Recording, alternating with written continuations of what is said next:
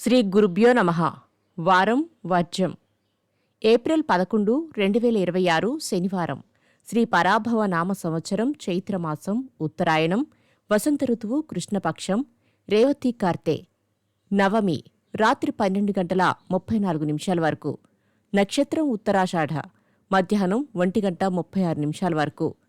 వర్జం సాయంత్రం 5:51 నుండి రాత్రి 7:34 వరకు. దుర్ముహూర్తం తెల్లవారి 5:55 నుండి ఉదయం 7:33 వరకు. రాహుకాలం ఉదయం 9 గంటల నుండి 10:30 వరకు.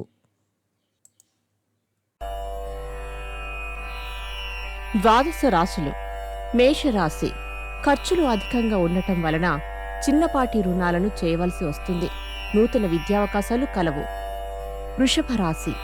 మీ మాట మంచితనం నడవడిక వల్ల చాలామందికి మీరే ముఖ్యమైన అంతరంగికులవుతారు. ధనలాభం కలదు. మిథున రాశి. మీ మీద ఇతరులు చెప్పే చాడీలు పెద్దగా ప్రభావం చూపవు. వ్యవహారాలు సకాలంలో పూర్తి చేస్తారు. వస్త్రలాభం. కర్కాటక రాశి. ఈమెయిల్స్ను సకాలంలో సరిచూసుకోవడం మరవకండి. వ్యాపారాలలో స్వల్ప మార్పులు చోటు చేసుకుంటాయి. సింహరాశి. కీలక వ్యవహారాలలో అవరోధాలు ఏర్పడినా పూర్తి చేస్తారు.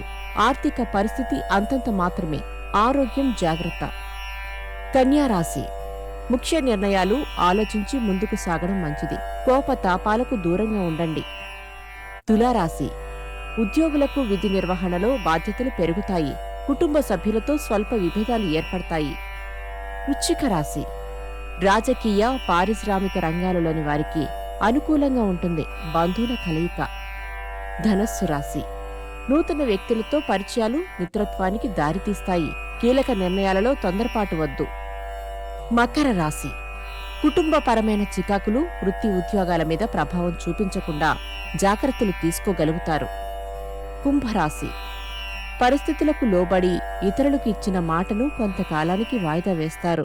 స్పెక్యులేషన్కు దూరంగా ఉండండి. మీనరాశి.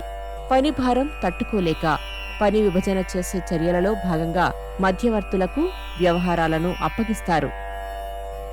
నమస్కారం.